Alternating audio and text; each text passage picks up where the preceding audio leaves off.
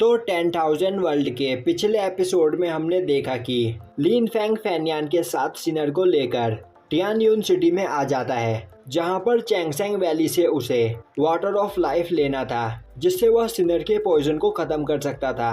वहीं पर लिन फेंग के बारे में जानकर लुओ फैमिली के सभी एल्डर्स काफ़ी ज़्यादा गुस्सा होते हैं और अब वह सभी लोग चैंगसेंग वैली के अंदर लिन फेंग को मारने का प्लान बनाते हैं।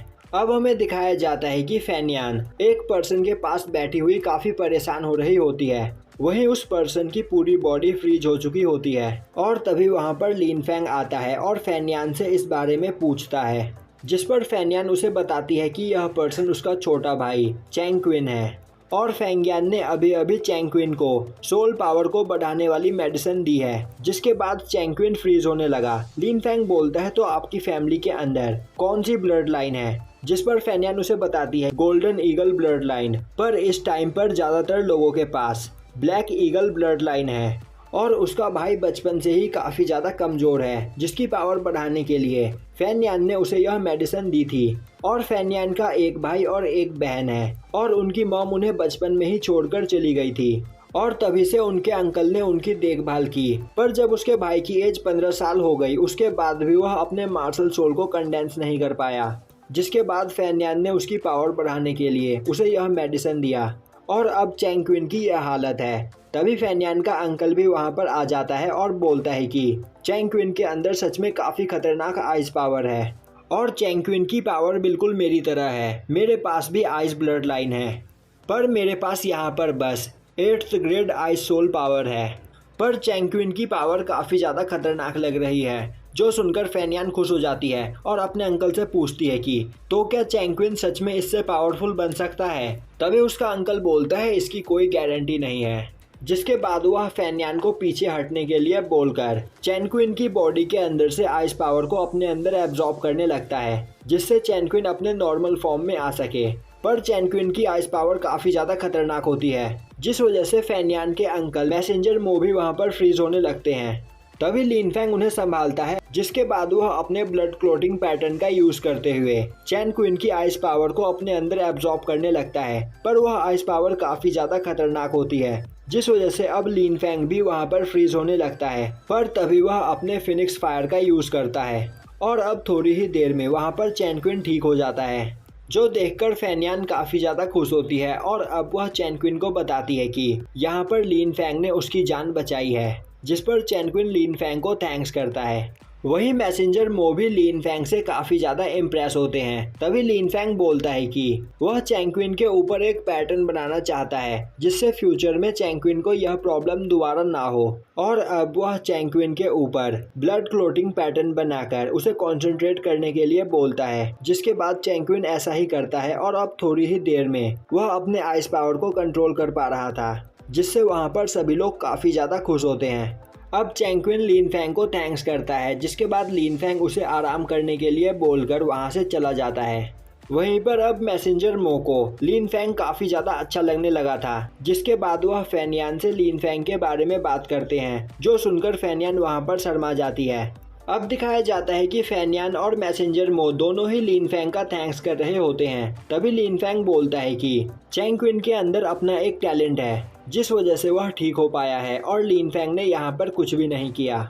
और तभी लिन फेंग एक जगह पर कई सारे लोगों को देखता है, जिस पर मैसेंजर मो उसे बताते हैं कि यह सभी लोग चैंगसेंग वैली के अंदर जाना चाहते हैं और यह सभी लुओ फैमिली के मेंबर्स हैं। और लुओ फैमिली टियानयुन सिटी के सबसे पावरफुल फैमिलीज में से एक है और उसका हेड मार्शल गॉड टेम्पल का सबसे पावरफुल गार्ड है। जिसके बाद मैसेंजर मो लिन फेंग को उसके पीछे आने के लिए बोलता है, क्योंकि अब थोड़ी ही देर में चैंगसेंग वैली का गेट खुलने वाला था।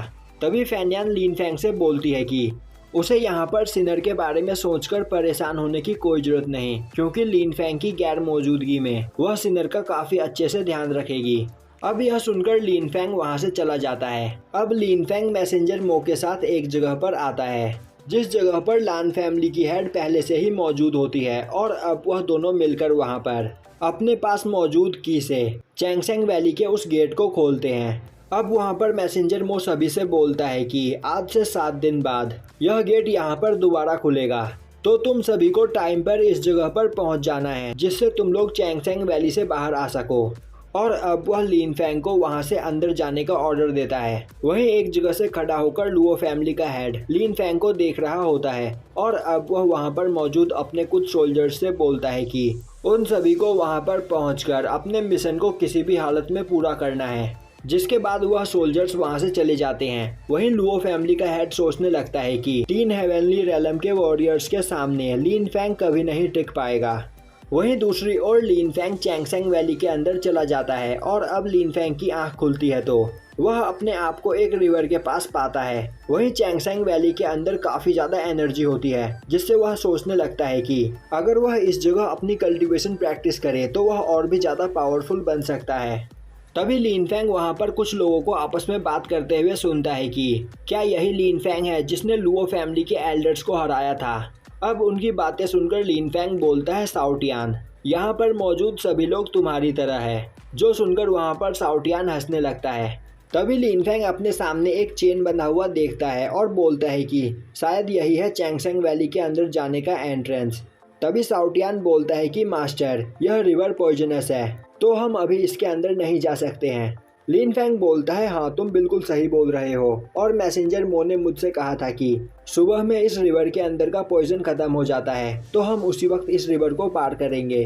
तभी लिन फैंग के ऊपर कोई फेदर से अटैक करता है जिसे लिन फैंग वहाँ पर पकड़ लेता है। अब वहाँ पर एक लड़की बोलती है, तो तुम हो पिंग टियान शॉर्ट किंग के बेटे लिन फैंग और तुम्हारी एज अभी 16 साल की है, तुम बिल्कुल मिस बैन की तरह हो।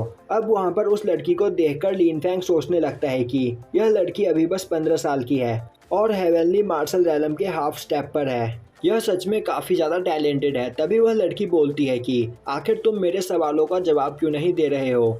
और अब वह लिन फैंग पर अटैक करने लगती है पर लिन फैंग काफी आसानी से उसके सभी अटैक्स को ब्लॉक कर देता है। तभी वह लड़की लिन फैंग के ऊपर अपने फेदर से अटैक कर देती है पर लिन फैंग काफी आसानी से उसके इस अटैक से भी बच जाता है और अब वह उसके पास आकर उसे एक पंच मारने के लिए आगे बढ़ता है पर तभी वह रास्ते में रुककर उसे अपनी उंगली से मारता है और बोलता है कि तुमने बिल्कुल सही कहा, पिंग टियान शॉर्ट किंग लिन साउटियान मेरे फादर है और तुम कौन हो। तभी वह लड़की बोलती है कि उसका नाम जू साओ साओ है और आज तक मुझे यहाँ पर कोई नहीं हरा पाया।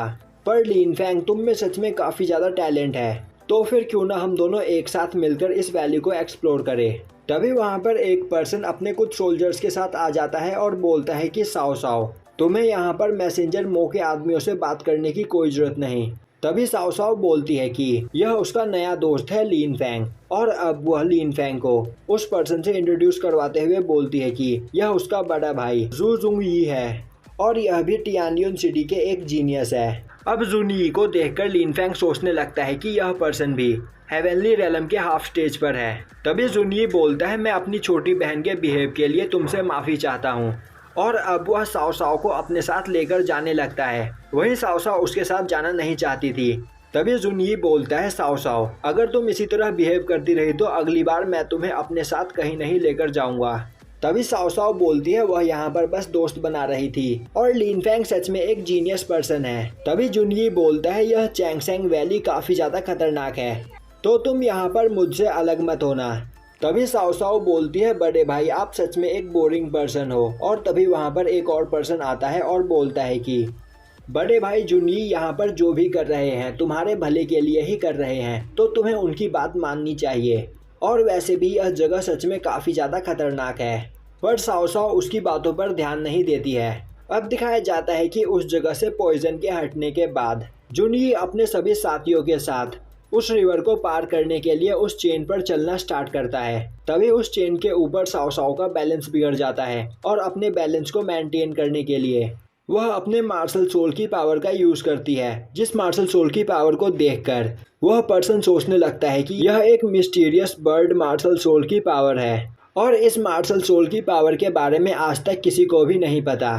तो अगर वह यहाँ पर साओ साओ से शादी कर ले तो उसका स्टेटस टियानयुन किंगडम में काफ़ी ज़्यादा बढ़ जाएगा और फिर उससे फाइट करने के बारे में कोई भी नहीं सोचेगा। अब उन सभी के वहाँ से जाने के बाद लिन फैंग भी उस चेन के ऊपर आता है और अब वह धीरे धीरे आगे बढ़ने लगता है और यहीं पर यह एपिसोड खत्म हो जाता है।